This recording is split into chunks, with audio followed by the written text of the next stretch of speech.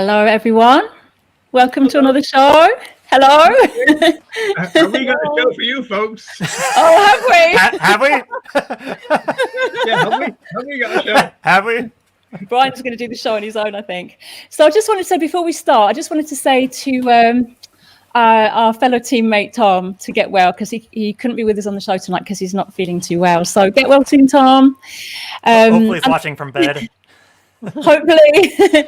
And also just to say welcome to everyone, and just say hello to us in the comments, because we'd love to know that you're here, and we'll try and get through as many of your comments through the show as we can. So I just want to put my chat on actually so I can see if there's any comments. So say hello if you're here already.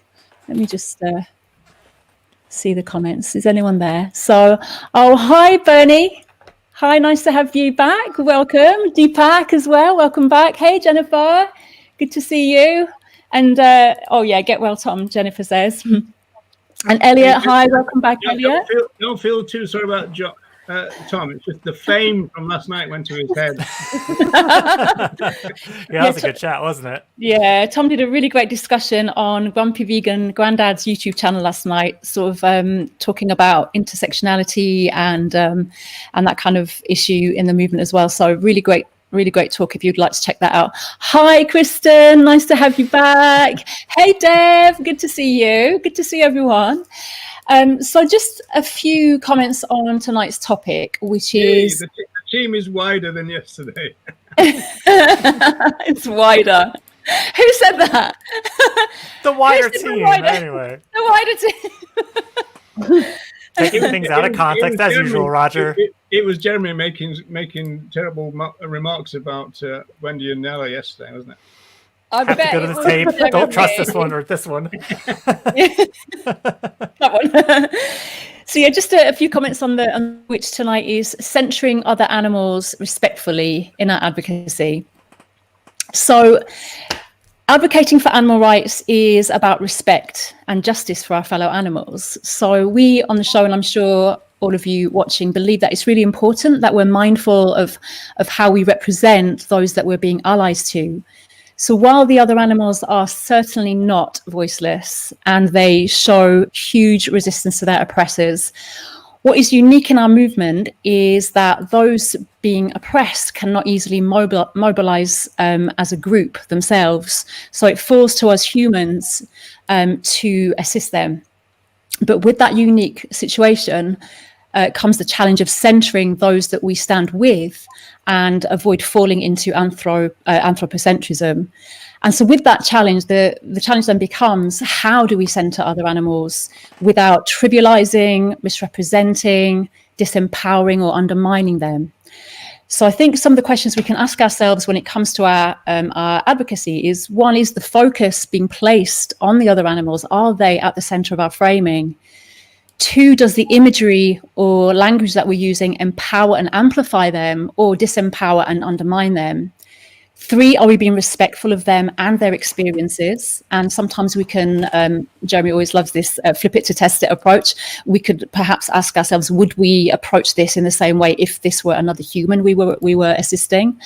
And four, does the overall message call for justice for these oppressed individuals as opposed to pity, love, mercy, sorry, Roger, kindness?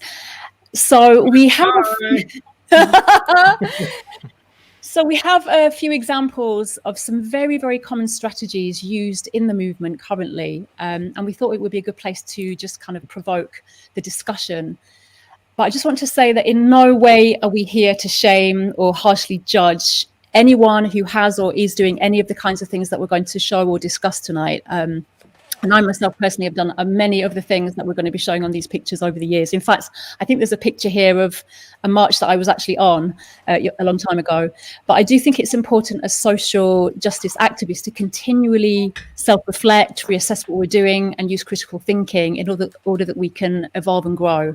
So really, here at the show, we just want to create a safe space where we can open up that conversation. So could we start with a slideshow?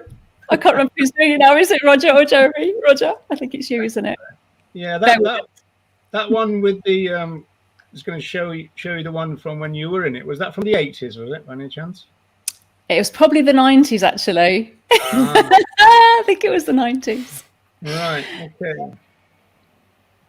So, you should be able to see the slides now. Is that right? Yes, I believe we can. Good. So you have to give me a clue for when you want the next one. Oh, can we? Because that's at the minute we've just got the date. The date is the 21st of December. We've confirmed that. Yeah, that's the date, folks. That's in case you need to write that down. It's the Great Conjunction, the Great Coming Together of Planets. The Great Conjunction, yeah. So this one basically just representing, obviously, a cartoon representation of another animal with a speech bubble or a thought bubble here, I guess, which is putting speech into the mouths of other animals, which some, and I believe, Nelly, you might be able to support me on this, is it anti-speciesist action had a critique about? Yes, anti-speciesist action has a very good critique about it and about other topics too. It's one of my favorite pages, if anyone wants to head over there and check some stuff out. The thing is that we don't need to speak as the other animal in order to make humans feel for them. I personally don't feel that this is very respectful, and I feel that when we do that, we put humans at the epicenter and not the other animal. Having said that, it's something that I have done many times myself. Mm. Also focuses on right to life, doesn't it? And completely swerves the fundamental wrong of the breeding, which, I don't know, it's not a matter of wanting to live, it's, you know, not being bred in the first place to a net negative life where they're going to be bred, used, and killed. Yeah, so the question is, how would this be made better? Would it just be that it wouldn't be a speech bubble, just a caption saying, "Dear Santa, she wanted to live," or something like that? Would it? I think the whole thing is the anthropomorphic face of the pig. The characteristics of the face are kind of humanized. It doesn't. This picture is not representative of a real situation and a real pig. It's an anthropomorphic picture with a human speech on top. So I don't know how much this centers pigs, for example. It's kind of a creative way to get around sharing graphic content, though, isn't it? And I just have to throw out there, I think pigs have the most human-looking eyes out of most species of other animals. So I appreciate this is, you know, a cartoon version of it, but it is a bit Disney. I mean, the eyes are way too big, really, aren't they? And of course, they've had the pig crying as well. So that's not to say that pigs don't cry. It's just obviously putting that very morphic view onto the other animal, I suppose. And I suppose if we're putting words into other animals' mouths, it just raises the question: are we reinforcing the fact, or the false belief, rather, not the fact, the false belief that they're voiceless, by putting our own words into their mouths? That's just a question. Could we go into the next one, Roger, maybe? Because we have got a few other ones coming up with a similar theme later. Yeah. Well, before we go to the next one, just want to remind you of the date. The date is the 21st. Thank you. So this is again going back to that. Yeah. This is anthropomorphic art, where it's just a reversal, really, of the other animal doing to humans what humans do to them. So there's a few of these. I think particularly like these ones, don't you? But personally, I really, really dislike these, and always have. And it goes back to the fact that a lot of people have made comments to me over the years that, oh, well, they do it to us if they could. It's just the fact that they can't. And of course, in terms of our aspirations for a vegan world, I'd say it goes against that, because we want to think that the other animals wouldn't do it even if they could, because, you know, they wouldn't necessarily think in such instrumental terms as we do. And so to assume that all beings would, if they had the power, they'd abuse it, as it were, against others. I've never liked these because of that, because it's kind of like that's not the world we want to see. I mean, this is like a revenge thing, but it's kind of not really a vegan world, because it's just a reversal of something oppressive, isn't it? Rather than a resolution of it. It's really just putting it, the flip it to test it, though, isn't it? I mean, my protest with this primarily would be around the treatment focus. You know, you've got, you know, muzzles and, you know, all this stuff, but I mean, it's just basically saying, you know, what if we were in their shoes kind of thing, isn't it? It's not suggesting that this is some type of revenge alternative universe, is it? That's not how I read it. I'm sure some vegans do, though, to your point. I suppose.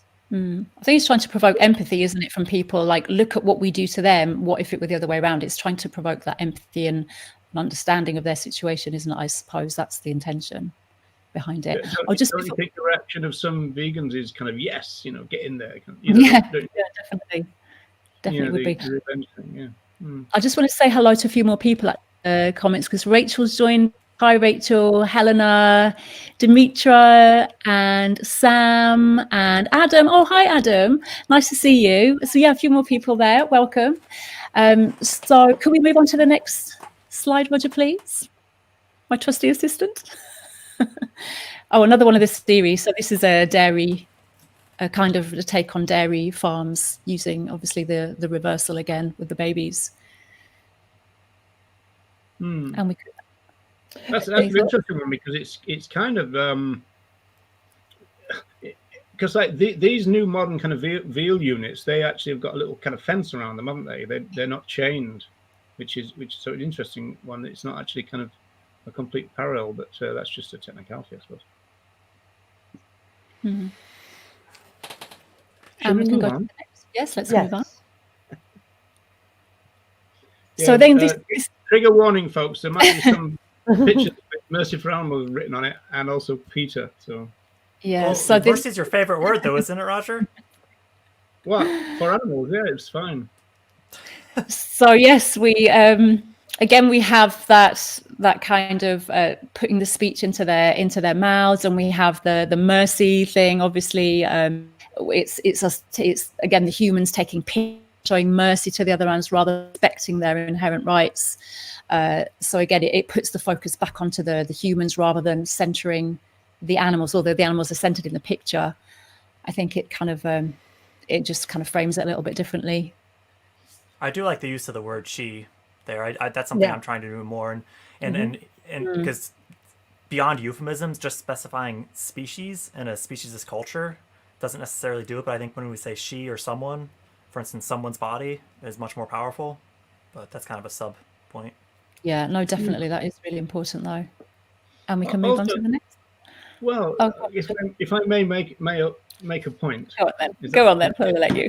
Is that okay, Wendy? Yes. Is that it? Yeah, that's the point. Yeah. It's interesting in the sense that your reading eye, as it were, would probably take the left image over the right image, and yet the text presumably is associated with the right image, talking about the left image. But from an animal rights point of view, of course, it could apply to both. But that's an interesting thing, that they don't have the dog, as it were, to the left and the pig to the right. Well, I guess the critique of the dog pig analogy is suggesting that one species should be like another species to have value versus having value in their own right. But I think we can frame things in that way, saying while dogs are still used, you know, for racing and so on, they generally are more respected. I think it's just interesting here because there is the thought that this type of thing could be very effective. So maybe we can unpack that as we go, because I'm kind of having similar thoughts. Yeah, and there's one. I think there's just one a couple down from there. Jeremy, Marcus Tenlow, about crying as well. Marcus has brought up the crying. Hey, Mark, how are you doing? Good to see you. For first live video, I think. Humans cry when they're sad. Pigs cry when they're sad. Yeah, we talked about this on a past episode, didn't we? Because I know cows are particularly, this has been documented. But yeah, I guess the hard thing is we don't know what's causing that. But I think for me, it's just about creating doubt. Yeah. If we can create doubt of whether they're having those emotions, because we can't assume that they don't. That's the thing, isn't it? We don't want to assume that they don't. for sure. Excellent.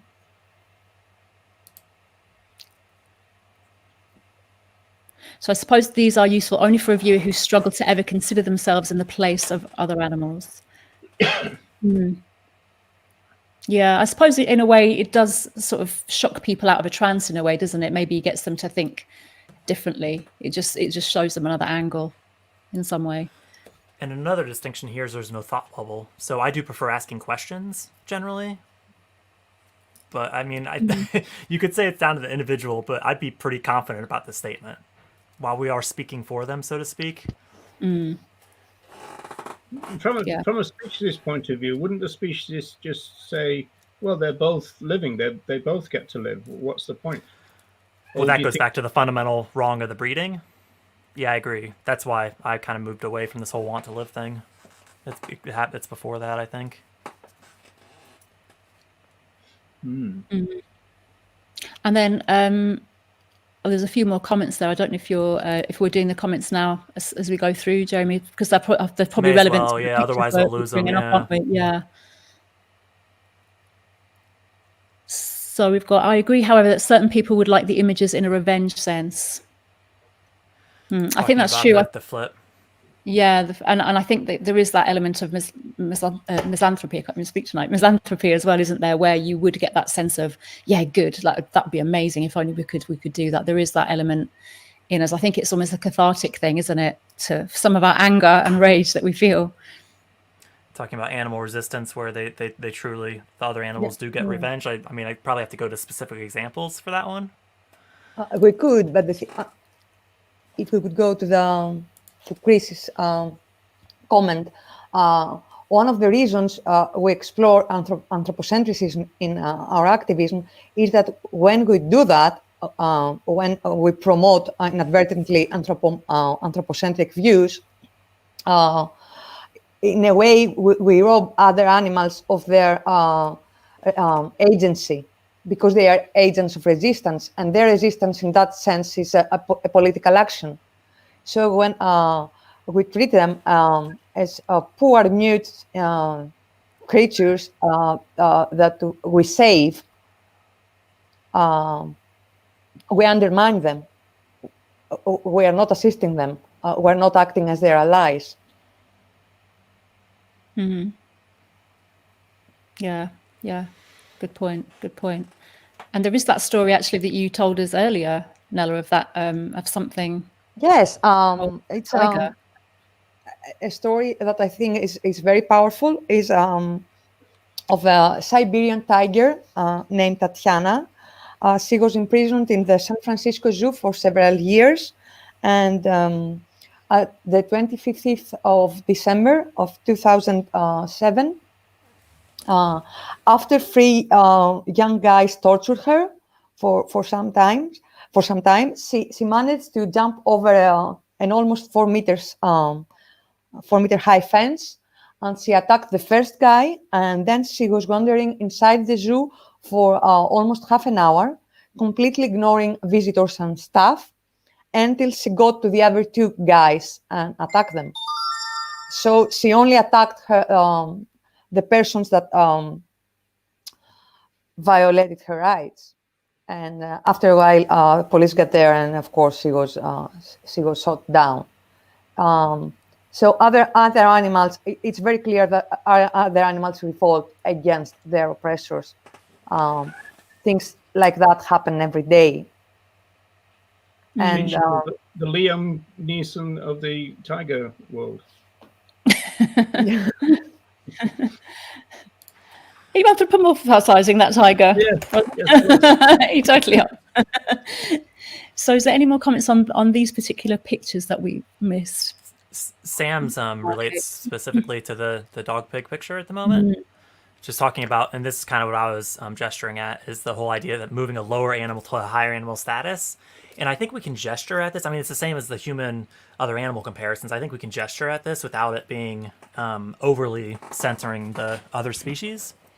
But yeah, definitely something to be careful of.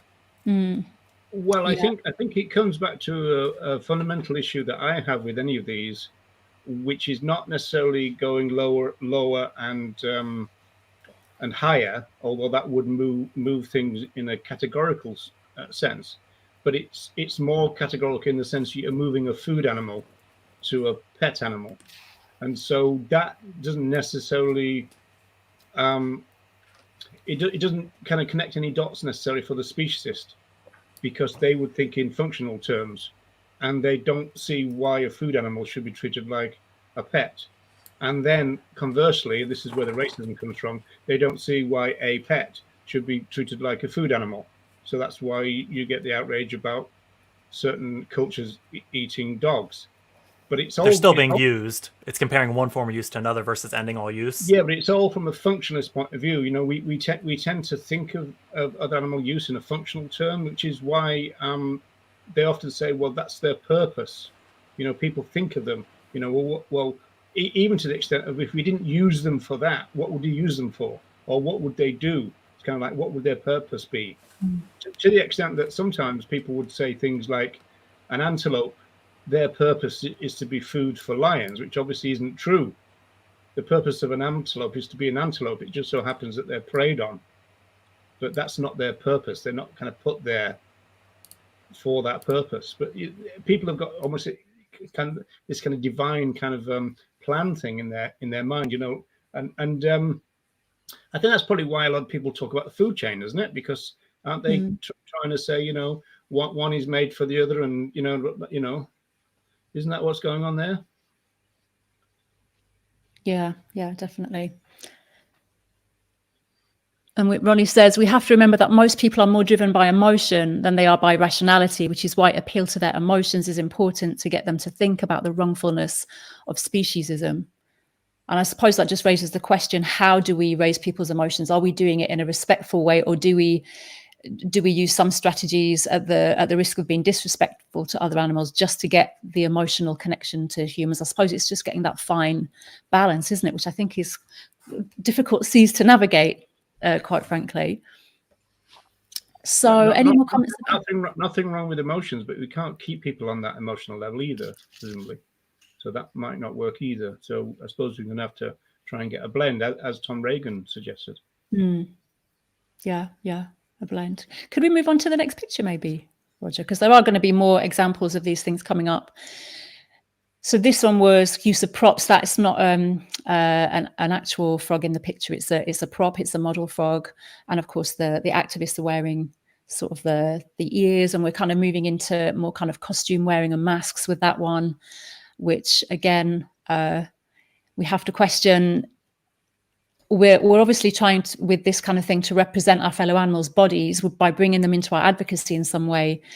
But does that end up in some way trivializing their plight? And if we can maybe move on to some of the other costume pictures as well, if they're available. So Tabitha says, concentrating on the killing of other animals moves the focus away from rights and perhaps risks leading some viewers to vegetarianism instead of veganism. What does everyone think of that one? I think it's a strong point. I think we definitely want to make sure our message is directed at all use and not just focusing on the killing, because I do think that is something our movement often gets wrong. It's just, you know, the I want to live thing, which is obviously true, but it's really the fundamental wrong is the breeding. For the other animals who are already here, that's the main thing, but it doesn't speak to the entire, encapsulate all of their use. Yeah. Can we have the next slide, Roger, please? This one's quite powerful, but I wonder whether the speciesists would even understand what's going on here. But then again, that's maybe the point to ask, you know, to prompt that question, what the heck is this? Yeah, that is true, quite without powerful. some context. Without the context. Without context. Yeah, every vegan probably knows, but how many non-vegans? Yeah. And that's another question, isn't it? Is with our content, with our activism, with our events, often as vegans, we will see things and we'll see something that's quite powerful and say, oh, that's a really powerful thing to do, a great strategy. But we perhaps, that non-vegans will not see it through the same filters that we're looking at that with.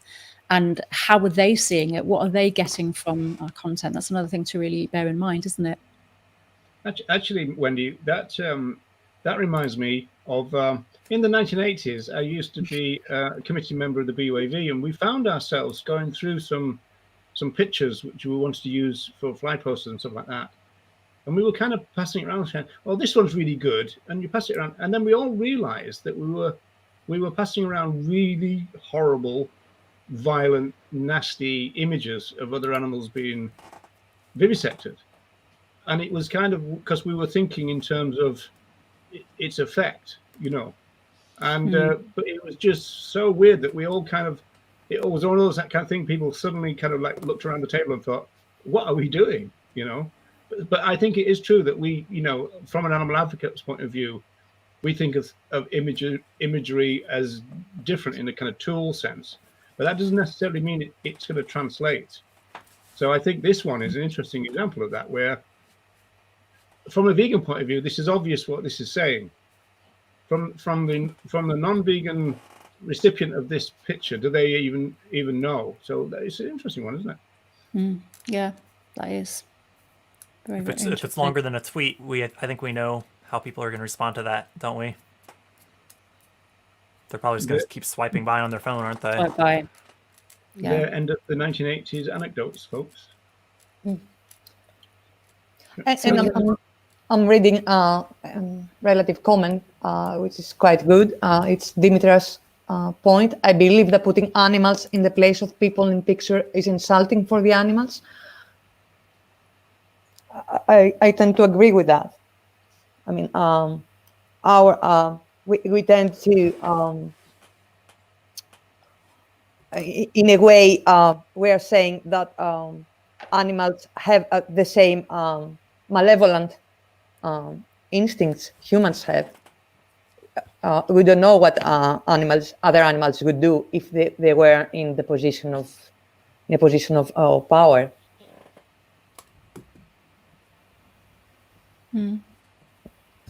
Yeah, true.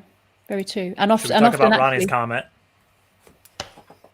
I used to wear a cow costume, but became paranoid that a short-sighted farmer may try to milk me. Ronnie. the Ronnie effect. And actually, there are a few images with costumes coming up. Actually, Ronnie, probably Ronnie in one of these costumes coming up. You never know. Can we go into the next one, Roger? No, I'm too frightened now. Okay. In case Ronnie's. Oh, there he is. So again, that's another example of putting the speech with the other animals. So we can maybe move on to the next one, because I think we kind of talked about that quite a lot. Again, coming on to masks. And this was from today, wasn't it, Roger? In Ireland. Yeah, I believe today outside an Irish slaughterhouse. This was. Rachel says we need to focus on the use and why that's wrong.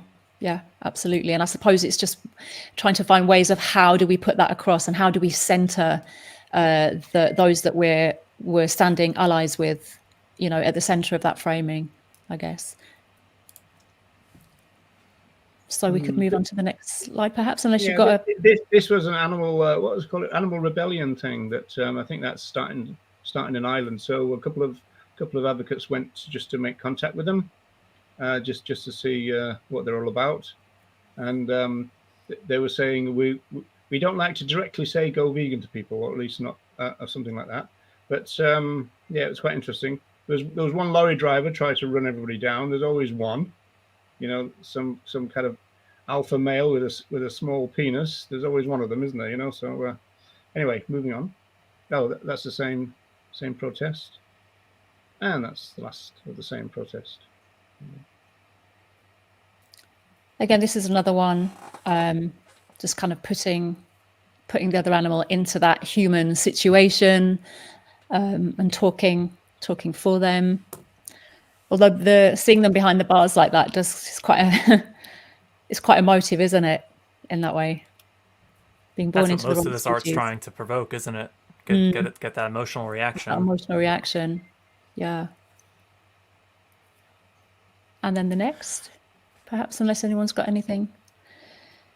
So this is where we're getting into. Sorry, Jeremy. You're going to talk I was just about going to say maybe we could just give Mark's comment some quick attention. Yeah, absolutely. Really just a matter of attaching to mainstream ads and how to get this stuff to go viral more. Maybe go viral is not the terminology we want to use in 2020, but get it out there.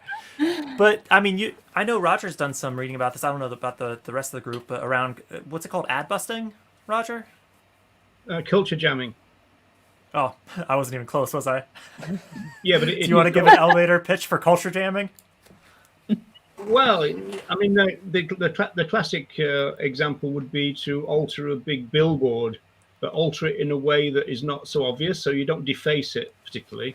You just alter it. And there was a famous one which said they used to have, I think, during the Regan years, Ronald Reagan, this is not Tom, was America is lending, and it was altered to America is ending. But it was done in the same style. So the L and the L was changed into an E, obviously. And so that's kind of culture jamming. It's a sense of it's the ultimate is to try and get the double take, kind of, so it kind of jolts you out of your complacency. Because again, when I did live stream with Michelle Lowe, psychologist, I wanted to find out about advertising because I did a little kind of mini survey where I watched people interacting or not with Go Vegan World advertising. And as far as I could tell, nobody looked at them. So even the ones queuing up at a bus, and they're going onto a bus where there was a big Go Vegan World banner on the side, as far as I could tell, nobody even looked at it. And then I watched a lot of people around one of the bigger billboards, the real massive billboards, crossing roads from it to it, passing it on either side of the road. And again, as far as I could tell, by the time I was there, nobody even saw it. But it's on a kind of subconscious level, unconscious level. And culture jamming is a little bit like that. That you kind of go, they kind of notice it because it's kind of, there's something wrong. And then they have to go and do a double take. That's the idea anyway. Interesting stuff. There's a great one which was created by a computer, which was a heart attack ward, and it had the the thing on the screen where you see the pulse and the heart rate and all that, and beep beep beep and all that, and it came along beep beep beep, and then there was the golden arches, and then the beep beep beep, so heart attack by McDonald's kind of thing. So that good one. That's just reminded me. Speaking of Macbeth, at the sanctuary, one of the sanctuaries that I go to, there's a rescued parrot there, and I kept hearing this tune. I was like, I recognize that tune, and I realized it was that McDonald's advert. And the parrot sings that you're loving it, like the melody over and over and over while you're at the sanctuary, and it's just so you can't help but laughing, but almost wanting to cry because of all the things that the parrot has learned. It's that tune. It's like, no, it's torturous. Anyway, I digress. We wait for the headline: vegan shoot parrots. And I think Rachel and Elliot have a good stream of thought sharing here going on around being careful with whatever our message or campaign is to not assume people have made the connection, because I think as vegans we see things through a different lens. And having made that connection and seeing other animals as individuals who they are, we might think something's quite powerful that others who don't see them as individuals, may not see the same thing. And Elliot's just pointing out, maybe almost doing a bit of, like Roger would do from a sociology perspective, like a bit of surveying, asking like what kind of gets them thinking. But obviously not. Focus groups are good for that, Jeremy. The idea of sitting people around. You sometimes do that. People come up to you and go, "Do you mind come to a survey?" And then they would maybe take you off. The ideal situation is to sit people around a table and give them images and then get them to kind of like brainstorm about it or ask them particular questions about it. Then you might even take them as individuals and talk to them, and then you start then to get some idea about what's working and what's not. Because I think it's true that what we think is really, really good might turn out to be rubbish, Well, and to Ronnie's point, like how much are these small differences, and actually we just need more of it. That's what Ronnie's kind of saying here, which I appreciate. You may not be able to see, or you can see on your other screen, Roger. Yeah. Gotcha. my take on that is that Ron is right. The important thing is to be out there and do stuff. Language and imagery, though, is powerful since it's part of our knowledge, and if we use it effectively, probably our activism will be more effective. But we should not stop ourselves of doing activism, fearing that will be criticized or will make a mistake, or we haven't think anything. And every detail of an event. Obviously, no event is perfect, and we learn from our mistakes. And the most important thing is to be out there spreading the vegan message. Sam's got a new term for us. Has anybody else heard of this? Brandalism. I quite like the ring to that. Around Smash Speciesism Instagram. That's a great page too, Smash Speciesism. Yeah, definitely.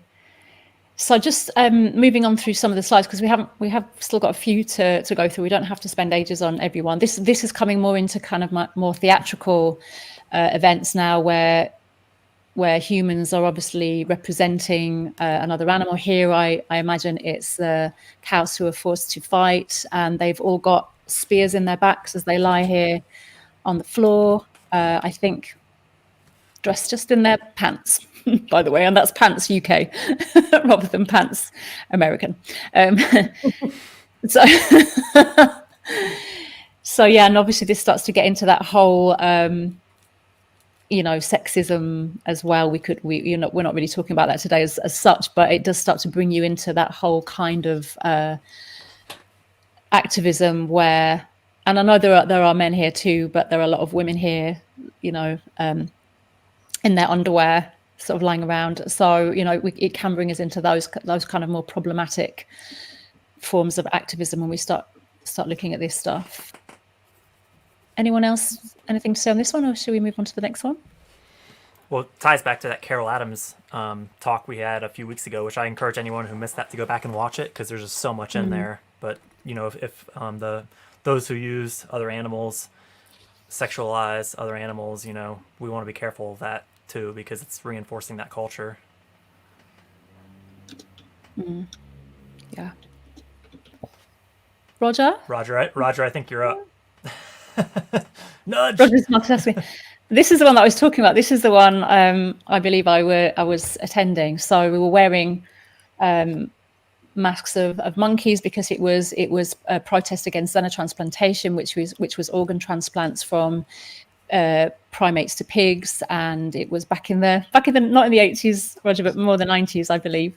But yeah, so the mask wearing, sometimes it does beg the question again: are we trivializing other animals by wearing masks? Would we do this for any other social justice movement? Would we wear masks and costumes and dress up as the oppressed individuals were out there assisting and representing? Any thoughts? Well, the answer would be that it's obviously going to draw attention. It's probably going to draw the attention of the media. I don't really think this, but I wonder whether anyone would think that it would break the stereotype that vegans don't have a sense of humor, perhaps. I'm just, as it were, trying to see the other side of it, maybe. But then, do we want to portray that we're there in a humorous way when we're protesting for something quite serious in that moment? And I'm not saying we should never have a laugh or have humor, and especially this humorous art. And I was talking to Jennifer about that very thing the other day, actually, they're using humor in art and things. But would we at a march against something so serious want to say, hey, look how zany we are, everyone, that kind of thing? Would that be the message we want to deliver out there? Because I think at the time it didn't feel that way. It wasn't like, oh, we're here, we're being kind of fun. It was, we're serious, but we're standing and representing these individuals in this way. But I'm wondering, and like going back to what Carol J. Adams said, does it actually, because she talks about the absent referent concept, in that when we have obviously the body of a dead other animal, that individual is no longer there, even though the they are there, does this create, again, that same kind of disconnection through the absent referent concept, in that the individual isn't here, it's just some kind of iconography that may not actually represent those who it seeks to represent. It's like disembodying and removing us from the individual. Just wonder. In fact, to your point earlier, Roger, because I'm not sure. I'll be honest, I'm not sure I exactly followed it. But I mean, Ronnie's point is they wouldn't have advertising if it didn't work. So even if we're not overtly seeing people looking at the ads, they are planting seeds, as the saying goes. Oh yeah. Well, are we going back? Are we talking about Go Vegan World here? I mean, I don't know whether Go Vegan World would have done the same kind of advertising research that, say, McDonald's would do. No, I mean, I was interested in asking Michelle Lowe about it because she's a psychologist, because I was thinking that advertising kind of works on repetition, but also she said it's kind of like subconscious repetition, which is an interesting idea, that we can kind of be influenced by something that we don't really see, but we don't really see it regularly. You know what I mean? It's an interesting one. I mean, there's loads and loads of research, obviously, and literature about the advertising and how it works. But you are right that they spend millions on it, so it's not as though it's a total waste of money. It obviously works somewhere down the line. Exactly how, I'm not quite sure. But in terms of animal advocacy, are we saying it's going to be the same for Go Vegan World as it is for somebody selling cigarettes? Not sure. So you're saying it does work, it just wasn't as obvious. Yeah, okay. Well, I was actually saying, from my observation, nobody looked at it. And I was asking Michelle, what does that mean? And she was almost like saying, well, don't worry about it, because they would have seen it, but not seen it. They would have seen it subconsciously or even unconsciously. Or you just didn't see him looking at it. Well, yeah, obviously. I mean, it was just a sample of time when I was observing. I mean, I was a participant observer in a methodological sense, but well, it's a numbers game, isn't it? It's thousands of people over however many days or weeks it runs. It's not just like a 5-minute period. Yeah. But again, well, I invite everybody to do that. If you see a Go Vegan World or any kind of advert on a bus or whatever, just have a look around. See if do you twig anybody even looking at it. It's really something interesting. to be said for doing stuff that stands out versus just blends in with the other advertising. My mom's just got a point around, trying to say humans and non-human animals are alike. And I guess that's what we're talking about, is kind of gesturing at that relationship without kind of overly centering humans. To me, that's kind of the theme throughout this, just to be mindful of. Yeah, because that's what we're looking to do, isn't it? Center the other animals, and not make it all about us, but in a respectful way that doesn't trivialize their plight and their experiences. I think that's the difficulty.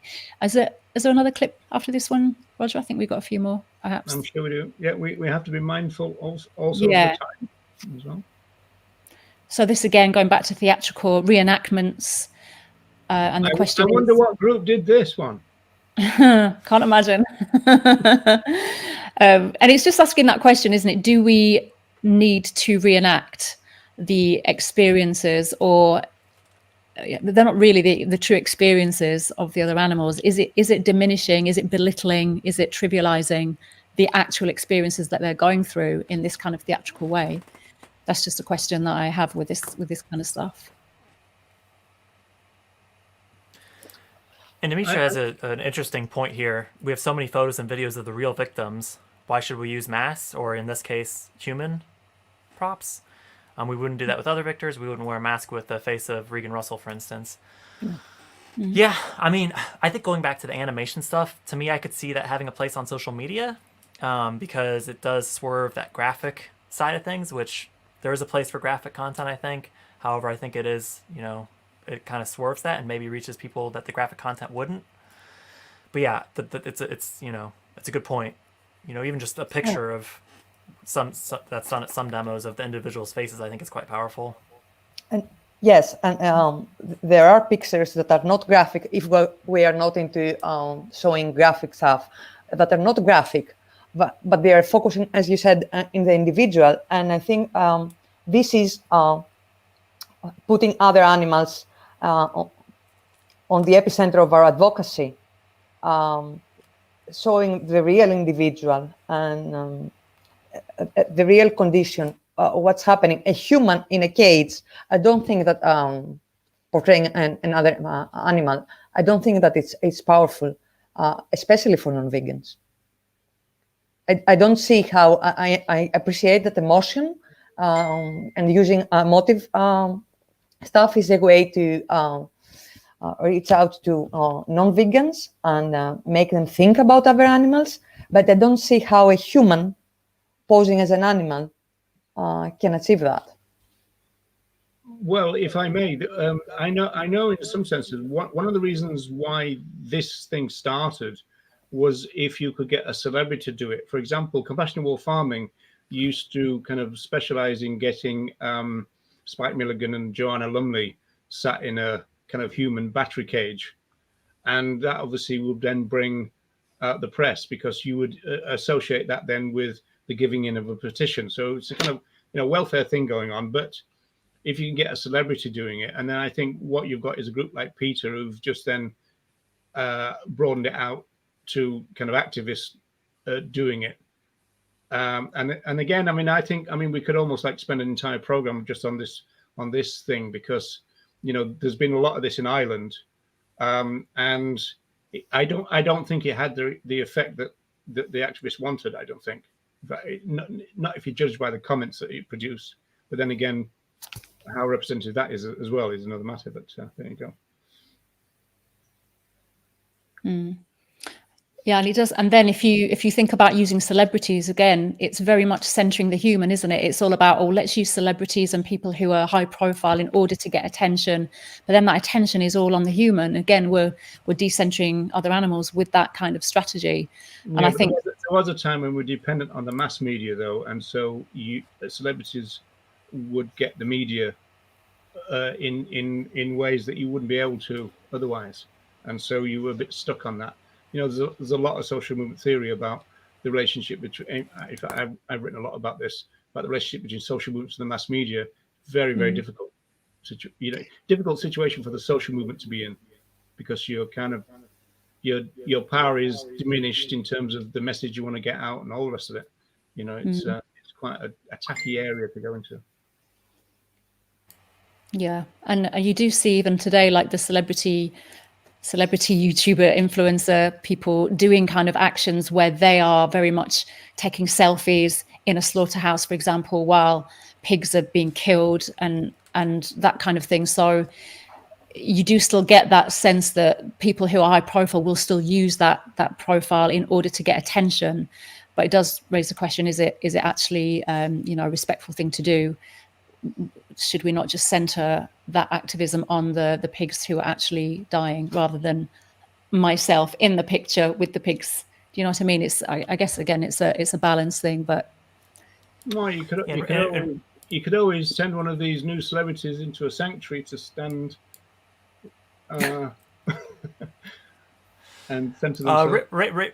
Rachel's got a good point around why we don't see more on TV. I suspect that's a function of cost, because advertising dollars it's just obviously you're going to get more viewers there, so it's probably significantly more expensive. So it probably just comes down to budgeting and where we think we can get the most bang for buck, for lack of a better term.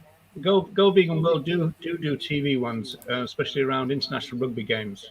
But they don't do like a TV one in the advertising break. It's going around the side of the screen, the side of the pitch.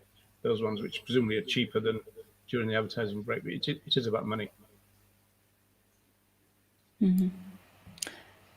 So I don't know if you want us to pick out the comments, Jeremy, or if you want to go through them in order, or yeah. Did you want to take down the slides, Roger? Take them down? I will. There were a few more there, but I think we kind of got the gist there. There was some with costumes and things like that, but okay. Yeah, and I think back in the real just world. catching up. Real world. We're back. So we do try to keep these things to about an hour. I think we've just broached a lot of these subjects. I mean, to me, I think the key thing for me is focusing animals and not humans. I think within the animal sphere or other animal sphere, it's perhaps, that next level. But yeah, to me, shifting away from that human-centric framing is what I'd like to see us move towards. There is a very interesting comment by Elliot, not the last one, the one before. I don't know if you can. The human Do you have a timestamp on that, and then I can. 0648, I think, is it that one, Nella? Instead of trying to challenge human supremacism. Yes.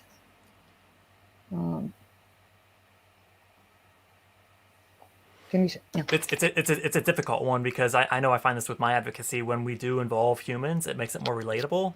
So it's really a delicate balance between gesturing at that relationship and making it more familiar, because there is a human to provide as a bit of a conduit to these topics.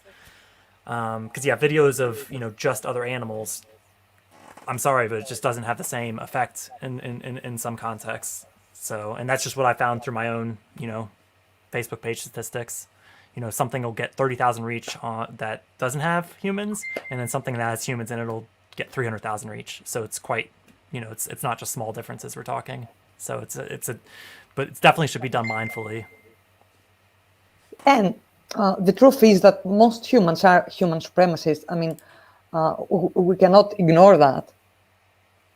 If we're going to change that, we cannot ignore the problem. We have to work around that and challenge it.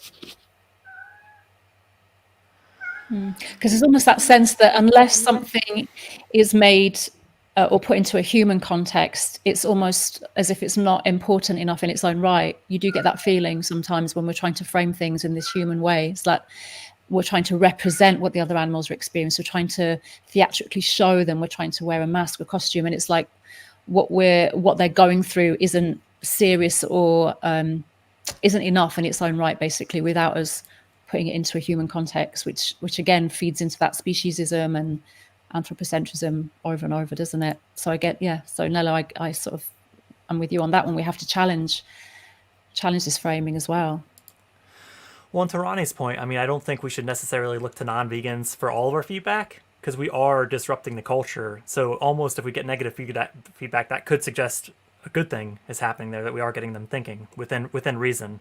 So we don't want to just say, hey, what do you all like, and just do that, because I think we might wind up with the animal movement we have now. Who knows? Where we're focused more on welfare than rights. But that's a discussion for a different day. Chris has quite a good one here. Well, let's read through it together. May all these representations are aimed to substitute the act of continuous showing of animals brutally exploited in order to get people not to get used to them. Personally, as I acknowledge that the danger of exposing the masses bloody animal photos and videos will normalize the animal exploitation, I do not see representations as a wrong tactic if it is not derogatory for animals. Of course, the most important that Nella said is that we have to continue the struggle. And I think this is it, because we can't just show the, quote, bad stuff without building the case for their individuality, because otherwise it will, I think, desensitize people to it. Yeah, that's another worry, isn't it? And the danger is that the more we show of the graphic footage, even I remember people talking about, if we had in every slaughterhouse, or if slaughterhouses had glass windows, everyone would go vegan. But I don't actually believe that's true, because I feel that people would actually just become desensitized to it and still accept it, because for them, non-cruel use, as they will see it, is acceptable and it's the norm. So they will find a way to compartmentalize that, what is going on, and just live with that, and accept it and be desensitized to it. I do feel that is a danger that we have as well. And Sam, just hairy person, I think. It's Brian. Sam, just to let you know, Sam, just a little context on that. Brian is diabetic, so he has to have his food and his injection 12 hours apart, so morning and evening. So 7:30 is his time. So by this time he starts to get really hungry, but he can't have anything until his time. So he does get a little bit distressed, bless him, a little agitated. So yeah, that's him in the background. He wants it right meow. He does. Well, I think just to try to close things up a little bit, just another reminder that Roger's doing his Christmas Day extra veganza. How do we say that? Veganza, from around 12 to 6 UK. So keep an eye out for that. We'll be publishing more on that.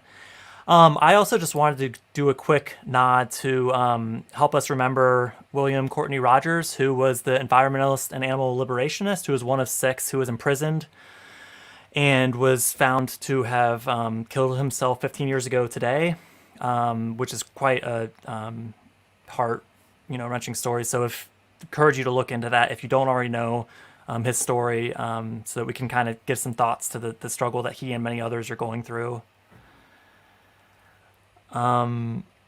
With that, I think there's a lot more we could say on this topic. If there's any closing remarks, this is the fun. I'm about to start the hover over the end stream button. So this is your final chance. Yes, I just wanted to say that our thoughts on the subject change over time, and obviously I've done a lot of things that I wouldn't do today, and I think this is true for most people. And I'm thinking that probably tomorrow I will do more stuff that at some point I will revisit and change my mind about it. But the most important thing is to not to be afraid and to organize and do activism. And the other thing is that we should be open for feedback. Shaming has no place in activism, in my opinion, or anywhere else. But I found that constructive feedback is good, and personally has helped me to change a lot of things in my advocacy. So nothing of what was said today was in the spirit of shaming others or pointing fingers. Yeah, and Sam's gesturing at Brene Brown, who I'm looking to study more myself. But the quote, "I'm not here to be right, I'm here to get it right." So it's a continual evolution. And really, it's just a matter of kind of supporting everyone to do that. That's really the goal to me, I think. Yeah, I follow Brene Brown quite a lot. I've read a lot of her work, actually, and that's one of the sayings I always go back to. I'm here to get it right, not to be right. So yeah, well, thank you for that little reminder there, Sam. And I agree with what you have just said as well, Nella and Jeremy, in that I think we evolve. So, and as I said right at the beginning, and Nella just reiterated there, this is not about shaming anyone who does any of this stuff or uses any of these images or this content. It's just about raising the questions. Are we being respectful? Are we being mindful? Are we putting out the message of justice rather than pity, and centering humans rather than centering those who we're really standing with? So I think it's just looking, whenever we do any activism or put out any content, it's just being mindful of those things, the respect, the justice, centering the other animals as much as we can, and just being allies and assisting as where we can. So, wherever we can as well, if we can amplify the other animals' voices, show their resistance.